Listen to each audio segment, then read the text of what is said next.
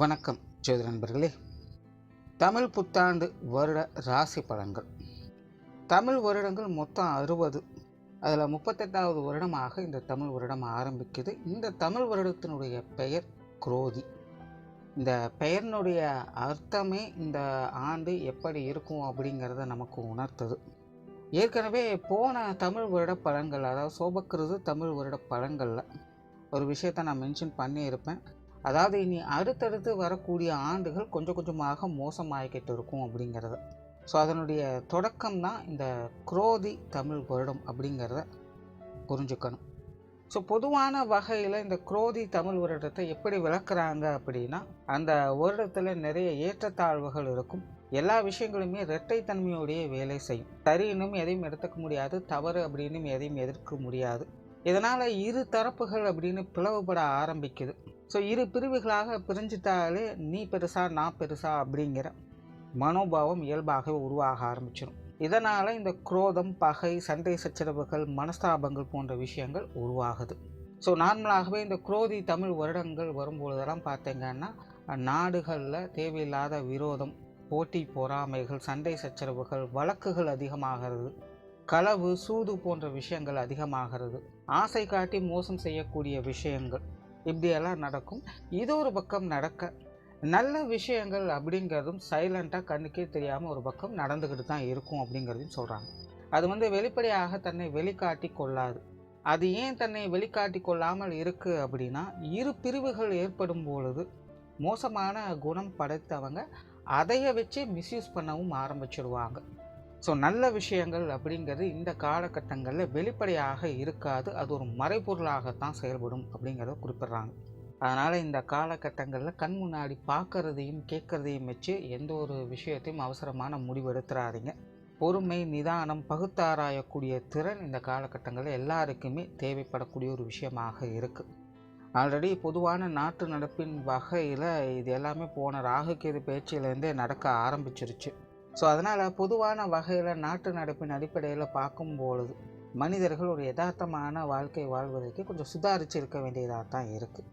சரி, இந்த குரோதி வருடத்தில் இந்த கிரகங்களுடைய அமைப்புகள் அப்படின்னு பார்க்கும்பொழுது மாத கிரகங்களுடைய பயிற்சிகள் அப்படிங்கிறது வழக்கம் போல் இருக்கும். அதில் பெருசாக மாற்றங்கள் எதுவும் இருக்காது. பட் வருட கிரகங்கள் அப்படின்னு பார்க்கும்பொழுது குரு பயிற்சி மட்டும்தான் இருக்குது. 2024 மே மாதம் மேசராசியிலிருந்து ரிஷபராசிக்கு குரு பயிற்சி ஆகும். ஸோ வருட கிரகங்களுடைய பயிற்சி அப்படின்னு பார்க்கும்பொழுது குரு பயிற்சி மட்டும்தான் இருக்குது. ஆனால் ஜூன் மாதத்தில் தொடர்ந்து ஒரு 5 மாதங்களுக்கு சனி வக்ர நிலையில் செயல்படும். அதாவது சனி கும்ப ராசிக்குள்ளேயே வக்ர நிலையை அடையுது.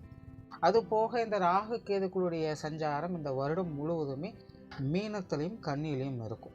ஸோ இந்த அமைப்புகள் தான் ஒவ்வொரு ராசிகளுக்கும் ஒவ்வொரு விதமான மாற்றங்களை ஏற்படுத்தும்.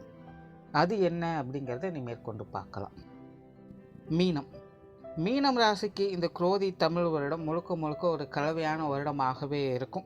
கிளியராக சொல்லணும்னா, மீன ராசிக்காரங்க தனிப்பட்ட முறையில் ரொம்பவுமே உற்சாகத்தோடும் கலகலப்போடும் காணப்படுவீங்க. உங்களுடைய தொலைநோக்கு சிந்தனைகள் அதிகரிக்கவே செய்யும். நிறைய புதிய முயற்சிகள், காரியங்களில் ஈடுபடுவீங்க. உங்களுடைய மதிப்பு மரியாதைகளை உயர்த்தி கொள்வதற்கான விஷயங்களில் ஈடுபட்டு வருவீங்க. அவ்வளோ சீக்கிரம் எதையும் விட்டு கொடுக்க மாட்டீங்க. எல்லா விஷயங்கள், காரியங்களையும் ஒரு தீவிரத்தன்மை இருக்கவே செய்யும். அவங்களுடைய வயதிற்கேற்ப அவங்களுக்கு உண்டான ரெஸ்பான்சிபிலிட்டிஸை கரெக்டாக மெயின்டைன் பண்ணிட்டு வருவீங்க. இனி அடுத்தது என்ன அப்படிங்கிற திங்கிங் தான் உங்களுக்கு இனி அதிகமாக இருக்கும். சும்மா இருக்கிறது அப்படிங்கிறது உங்களுக்கு பிடிக்காது. எதையாச்சும் ஒன்று செஞ்சுக்கிட்டே இருக்கணும். அதிலும் குறிப்பாக மற்றவங்களை அட்ராக்ட் பண்ணுற மாதிரி எதையாச்சும் ஒன்று செஞ்சுக்கிட்டே இருக்கணும் அப்படிங்கிற எதிர்பார்ப்புகள் அதிகமாகும். ஸோ இப்படி தனிப்பட்ட முறையில் மீன ராசிக்காரங்க ரொம்பவுமே உற்சாகத்தோடும் கலகலப்போடும் காணப்படுவீங்க. எப்போவுமே உங்களை பிஸியாகவே நீங்கள் வச்சுக்கிட்டு இருப்பீங்க. பட் அதே நேரம் வெளியே இருந்து வரக்கூடிய விஷயங்கள், காரியங்கள் இல்லை மற்றவங்களால் ஏற்படக்கூடிய விஷயங்கள், காரியங்கள் அப்படின்னு வரும்பொழுது தேவையில்லாத சங்கடங்களையும் பிரச்சனைகளையும் ஏற்படுத்தக்கூடிய வகையில் இருக்கும். ஆரம்பமெல்லாம் நல்லா தான்ப்பா இருக்குது, ஆனால் ஃபினிஷிங் சரியில்லை அப்படின்னு சொல்கிற மாதிரி மற்றவங்களோடு சேர்ந்து செய்யக்கூடிய விஷயங்கள் அல்லது மற்றவங்களுக்காக நீங்கள் செய்யக்கூடிய விஷயங்கள், காரியங்கள் எல்லாமே கிட்டத்தட்ட இந்த மாதிரி தான் இருக்கும். ஸோ முடிஞ்ச அளவுக்கு இந்த வருடம் நீங்கள் உங்களுடைய வேலை உண்டுன்னு அமைதியாக இருந்துட்டீங்க. உங்களுடைய கோலில் மட்டும் நீங்கள் ஃபோக்கஸ் பண்ணிட்டு இருந்தீங்க அப்படின்னா இந்த வருடம் முழுவதும் உங்களுக்கு சாதகமாக இருக்கும். மற்றவங்க வகையில் இல்லை உடன் இருப்பவங்க வகையில் வரக்கூடிய சின்ன சின்ன சங்கடங்கள், பிரச்சனைகள் போன்ற விஷயங்கள்லாம் முடிஞ்ச அளவுக்கு பெருசுப்படுத்தாதீங்க. அதைவே நினச்சி உங்களுடைய மனதை சலனப்படுத்தி கொள்ளாதீங்க. பொதுவாக மீனராசிக்காரங்களுக்கு இந்த வருடம் கொஞ்சம் தேவையில்லாத எண்ணங்கள் அப்படிங்கிறது அலைப்பாஞ்சுக்கிட்டே இருக்கும். ஒரு சாதாரண விஷயத்தை கூட உள்ளுக்குள்ளே போட்டு அதை அசை போட்டுக்கிட்டே இருப்பாங்க. அவங்களால ஈஸியாக டைஜஸ்ட் பண்ணிக்கவே முடியாது. இது இப்படி இருக்குமோ அப்படி இருக்குமோ அதுவா இதுவா அப்படி சொல்லிட்டு குழப்பிக்கிட்டே இருப்பாங்க. ஆகையினால் இந்த மாதிரியான ஓவர் திங்கிங்கால் அவங்களுடைய மனதை சஞ்சலப்படுத்தி கொள்ளாதீங்க. உண்மையிலேயே நீங்கள் பார்க்கக்கூடிய கேட்கக்கூடிய விஷயங்களுக்கும் வெளியில் யதார்த்தத்தில் இருக்கக்கூடிய விஷயங்களுக்கும் நிறைய வித்தியாசங்கள் இருக்கவே செய்யும். ஸோ மீன ராசிக்காரங்க கொஞ்சம் நிதானத்தோடும் கவனத்தோடும் இருந்து செயல்படக்கூடிய வருடமாக இருக்குது. எந்த ஒரு விஷயத்திலும் காரியத்திலும் அவசரப்பட்டு இறங்கிடாதீங்க. அதே போல் அரைகுறையாக எந்த ஒரு விஷயத்தையும் காரியத்தையும் விட்டுட்டு போகாதீங்க. ஏன்னா இந்த மாதிரியான சமாச்சாரங்கள் தான் இந்த வருடம் உங்களுக்கு அதிகமாக ஈர்க்கப்படும். கெரியர் பேஸ்டான விஷயங்கள்லாம் இந்த வருடம் கொஞ்சம் சாதகமாக இருக்குது அப்படின்னு சொல்லலாம். புதிய விஷயங்கள் மற்றும் புதிய காரியங்களில் நன்மைகளை கிடைக்க பெற்று வருவீங்க. தொழில் வேலை உத்தியோக ரீதியாக உங்களுடைய திறமைகளை வெளிக்காட்டக்கூடிய வருடமாக இருக்கும். பட் இருந்தபோதும் மீன ராசிக்காரங்க காரிய ரீதியாக கொஞ்சம் அவசரப்படுவதையும் கோவப்படுவதையும் தவிர்த்துக்கங்க. போட்டி பந்தயங்கள் போன்ற விஷயங்கள்லாம் ஈடுபட வைக்கும். அதாவது தொழில் முறையான வேலை நிமித்தமான போட்டி பந்தயங்கள் சவால்கள் போன்ற விஷயங்கள்லாம் எதிர்கொள்ள வேண்டியதாக இருக்கும். சம்மந்தமே இருக்காது, திடீர்னு உங்களுடைய வேலையில் உங்களுடைய தொழிலில் ஆப்போசிட்டில் தேவையில்லாத விஷயங்களை செஞ்சுக்கிட்டே இருப்பாங்க. ஸோ உங்களெல்லாம் பீட் பண்ண வேண்டியதாக இருக்கும். ஸோ இந்த மாதிரி தொழில் போட்டிகள் வேலை போட்டிகள் போன்ற விஷயங்கள்லாம் எதிர்கொள்ள வேண்டிய காலகட்டமாக இருக்குது. பட் இருந்தாலும் இந்த மாதிரியான விஷயங்கள் காரியங்கள்லாம் நடக்கும் பொழுது மற்றவங்களுடைய பார்வை மற்றவங்களுடைய கவனம் அப்படிங்கிறது உங்கள் மேலே தான் முழுவதுமாக இருக்கும். நீங்களும் உங்களுடைய சாமர்த்தியத்தை வெளிக்காட்டி அதில் வெற்றி கொண்டும் வருவீங்க. பட் இங்கே வேடிக்கை என்னென்னா, இதெல்லாம் முடிந்த பிறகும் பெரும்பாலும் அந்த வழக்கமான விஷயங்களை தான் பார்த்து வருவீங்க. இடையில இந்த எதுக்கு இவ்வளோ தூரம் இந்த பரபரப்பான விஷயங்கள், எதுக்கு இந்த போட்டி பொறாமைகள் வந்து போச்சு, நம்ம ஏன் இவ்வளோ கஷ்டப்பட்டோம் அப்படிங்கிற மாதிரிலாம் திரும்ப யோசிச்சுக்கிட்டு இருக்க வேண்டியதாக இருக்கும். பட் அதுக்காக இதை விட்டுட்டு சும்மா இருக்கவும் முடியாது. ஸோ தொழில் வேலை உத்தியோக ரீதியாக இந்த மாதிரியான தேவையில்லாத அலைச்சல்கள் சிரமங்கள் அப்படிங்கிறத எதிர்கொள்ள வேண்டிய காலகட்டமாக இருக்குது. பட் இருந்தாலும் உங்களுக்கான சாதகமான வருடமாகத்தான் இது இருக்கும். உங்களுடைய புதிய முயற்சிகள் நன்மைகளை கொடுத்து வரும். கடந்த சில வருடங்களாக நீங்கள் செய்யணும்னு நினச்சிட்டு இருந்த விஷயங்களை கூட இந்த வருடம் செய்து முடித்து வருவீங்க. வெளியூர் மற்றும் வெளிநாடு சம்மந்தப்பட்ட விஷயங்கள் ஓரளவுக்கு சாதகமாக இருக்கும். குறிப்பாக இந்த வெளிநாடு சம்மந்தப்பட்ட விஷயங்களில் ஓரளவுக்கு சாதகமான பலன்கள் அப்படிங்கிறது உண்டு. வெளியூர் சார்ந்த விஷயங்களை மட்டும் கொஞ்சம் தேவையில்லாத அலைச்சல்கள் சிரமங்கள் கொஞ்சம் கூடுதலாகவே இருக்கும். ஸோ இந்த மாதிரியான விஷயங்கள்லாம் இந்த வருடம் கொஞ்சம் நிதானித்து செயல்படுறது நல்லது.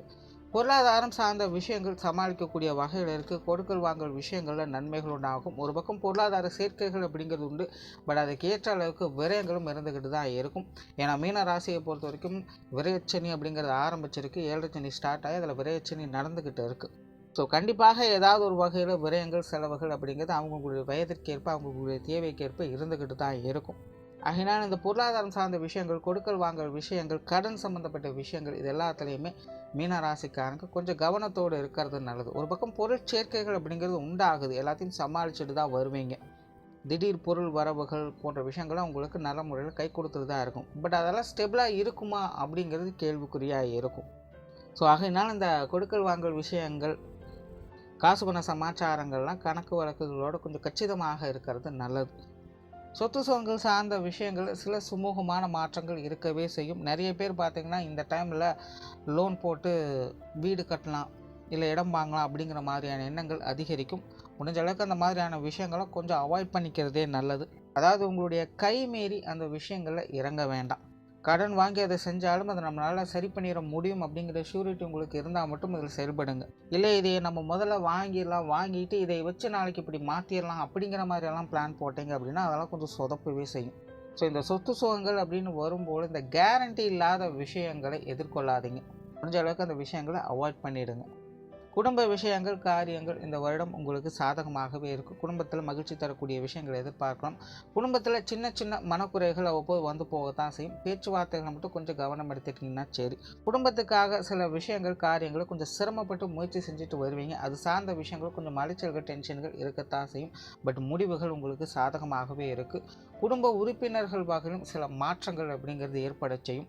இதுவரைக்கும் கரடுமுரடாக இருந்தவங்க இனி உங்கள்கிட்ட பாசமழை பொழிவாங்க. இதுவரைக்கும் பாசமலையில் நினைச்சிட்டு இருந்தவங்கெல்லாம் இனி பார்த்தீங்கன்னா கொஞ்சம் ஆப்போசிட்டில் செயல்பட செய்வாங்க. ஸோ இந்த மாதிரி குடும்ப உறவுகளுக்குள்ளேயே பார்த்தீங்கன்னா ஒரு சேஞ்ச் ஓவர் மாதிரி நடக்கும்.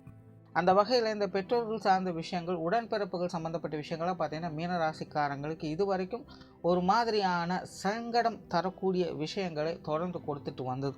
அதே போல் பெற்றோர்கள் நிலை, உடன்பிறப்புகளுடைய நிலை அப்படின்னு பார்க்கும்பொழுது ஒரு மாதிரியான அலைகழிக்கக்கூடிய விஷயங்களை கொடுத்துட்டு வந்தது. பட் இனி வரக்கூடிய காலங்களில் பார்த்தீங்கன்னா பெற்றோர்கள் விஷயங்களாகட்டும், உடன்பிறப்புகள் சார்ந்த விஷயங்களாகட்டும், ஓரளவுக்கு சமாளிக்கக்கூடிய விஷயங்களும் சாதகமான விஷயங்களையும் பார்க்க முடியும். பெரிய வகையில் இனி அவங்க மூலமாக சங்கடங்களோ, அலைச்சல்களோ, சிரமங்களோ எதுவுமே இருக்காது.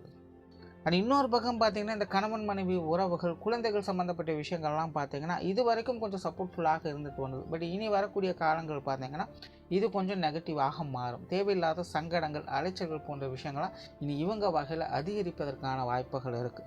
அதாவது ஒரு சாட்டிஸ்ஃபிகேஷன் அப்படிங்கிறது இருக்காது. ஒரு பிரச்சனை முடிஞ்சது அப்படின்னா இன்னொரு பிரச்சனை ஏற்படுகிறோம். பட் அந்யோன்யம் அப்படிங்கிறது அதிகரிக்க செய்யும். அதாவது திட்டிக்கிட்டாவது ஒருத்தரங்க நம்ம நினச்சிக்கிட்டே இருப்போம். அந்த மாதிரி இந்த கணவன் மனைவி உறவுகளாகட்டும், குழந்தைகள் சார்ந்த விஷயங்களாகட்டும், அடித்தாலும் பிடிச்சாலும் நம்மளோட தானே அப்படிங்கிற மாதிரியான சென்டிமெண்ட்டோட சில சங்கடங்களையும் எதிர்கொள்ள வேண்டியதாக இருக்கும். ஸோ இந்த மாதிரியான சமாச்சாரங்களை கொஞ்சம் அனுசரித்து போக வேண்டிய காலகட்டமாக இருக்கும். திருமண விஷயங்கள், புத்திரபாக்கிய அமைப்புகள் இதெல்லாம் ஓரளவுக்கு கண்ட்ரோலாக இருக்குது. அதாவது கோச்சார ரீதியான கிரக அமைப்புகளின்படி திருமண விஷயங்களாகட்டும், புத்திரபாக்கிய அமைப்புகளாகட்டும் இது எல்லாத்துக்குமே ஒரு 50-50 சான்சஸ் தான் இருக்குது. பட் சுய ஜாதகத்தில் உங்களுக்கு கிரக அமைப்புகள் வக்கர நிலையிலிருந்து செயல்பட்டுது அப்படின்னா அவங்களுக்கெல்லாம் இந்த காலகட்டங்களில் கொஞ்சம் சிறப்பாக இந்த திருமண விஷயங்கள், புத்திரபாக்கிய அமைப்புகள்லாம் செயல்படும். காதல் சம்பந்தப்பட்ட விஷயங்களில் நிதானம் தேவை. அதே போல் உற்றார் உறவினர்கள், நண்பர்கள் சார்ந்த விஷயங்கள், பொது விஷயங்கள் மற்றும் பொது காரியங்கள் இது போன்ற விஷயங்களும் கொஞ்சம் நிதானம் தேவை. தேவையில்லாத மனஸ்தாபங்கள், சங்கடங்கள் போன்ற விஷயங்கள் அவ்வப்போது வந்துக்கிட்டு தான் இருக்கும். முன்னாடியே சொன்ன மாதிரி இந்த உறவு முறைகளுக்குள்ள, பழக்க வழக்கங்களுக்குள்ள நிறைய மாற்றங்கள் அப்படிங்கிறது இந்த வருடம் இருந்துக்கிட்டு தான் இருக்கும். நல்லா ஃப்ரீயாக பழகிட்டு இருந்தவங்க கூட கொஞ்சம் கண்டுக்காமல் இருப்பாங்க. இல்லைனா அவங்கள விட்டு நம்மளே கொஞ்சம் ஒதுங்கி இருக்க மாதிரியான சூழ்நிலைகள் கூட ஏற்படலாம். ஸோ இந்த உற்றார் உறவினர்கள், நண்பர்கள் சார்ந்த விஷயங்கள், பொது விஷயங்கள் மற்றும் பொது காரியங்களில் பெருசாக எந்த ஒரு எக்ஸ்பெக்டேஷனும் இல்லாமல் இருக்கிறது நல்லது. மாணவர்களுக்கு கல்வி மற்றும் வித்தை சார்ந்த விஷயங்கள் இந்த வருடம் கொஞ்சம் சாதகமாக இருக்குது. கடந்த சில வருடங்களாக மாணவர்களுடைய நிலை அப்படிங்கிறது அவங்க என்னதான் முயற்சி செஞ்சாலும் விஷயங்கள், காரியங்கள் அவங்களுக்கு தேவையில்லாத சங்கடங்களையும் பிரச்சனைகளையும் ஏற்படுத்தி இருக்கும். இவ்வளோ கஷ்டப்பட்டுட்டு இருக்கோம், ஆனால் நம்ம நினச்ச மாதிரி, எதிர்பார்த்த மாதிரி எதுவுமே நடக்க மாட்டேங்குதே, என்ன ப்ராப்ளம் ஆகுது அப்படின்னு ரொம்பவே குழம்பி போயிருப்பாங்க. ஸோ அந்த மாதிரியான குழப்பங்கள்லாம் இந்த வருடம் பெருசாக எதுவுமே இருக்காது. மாணவர்களுடைய கல்வி, வித்தை சம்பந்தப்பட்ட விஷயங்கள், காரியங்கள் வகையிலிருந்து வந்த தடைகள், பிரச்சனைகள் அப்படிங்கிறதான் முழுவதுமாக விலக ஆரம்பிக்குது. அதனால் மாணவர்களுடைய முயற்சிகளுக்கு நல்ல பலன்களை இந்த வருடம் எதிர்பார்க்கலாம். பட் விரையச்சனி அப்படிங்கிறது நடந்துக்கிட்டு இருக்குது. இந்த விரையச்சனி காலத்தில் மாணவர்களுடைய நிலை அப்படின்னு பார்க்கும்பொழுது பெரும்பாலும் இப்போ தான் படிப்பில் கவனம் இல்லாமல் போகும். விளையாட்டில், பொழுதுபோக்கு விஷயங்களில் அதிகமாக ஈடுபடுவாங்க. தேவையான விஷயங்களை செய்யறதை விட்டு வெளியில் வெட்டியாக சுற்றிக்கிட்டு இருப்பாங்க. இதில் தேவையில்லாத அன்வான்ட் திங்ஸில் கான்சென்ட்ரேட் போகும். ஸோ மாணவர்கள் கவனச்சிதறல்கள் ஏற்படுவதற்கான வாய்ப்புகள் இருக்குது. ஆகையினால் மாணவர்கள் கவனத்தோடும் முழு முயற்சியோடும் செயல்பட்டு வந்தாங்கன்னா இந்த வருடம் அவங்களுக்கு ஒரு சாதகமான வருடமாகவே இருக்கும். ஸோ ஓவரால் இந்த குரோதி தமிழ் வருடம் மீனராசியை பொறுத்த வரைக்கும் தனிப்பட்ட முறையில் விஷயங்கள், காரியங்கள் ரொம்பவுமே சிறப்பாகவும் உற்சாகத்தோடும் கலகலப்போடும் இருந்துட்டு வரும். ஆகையினால் முடிஞ்ச அளவுக்கு மற்றவங்களோட கம்பேரிஷனை தவிர்த்துக்கங்க. நீங்கள் உங்களுடைய வேலை அமைதியாக இருந்தீங்கனாலே போதும். இந்த வருடம் உங்களுக்கு சாதகமாக இருக்கும். நன்றி, வணக்கம், வாழ்க வளமுடன்.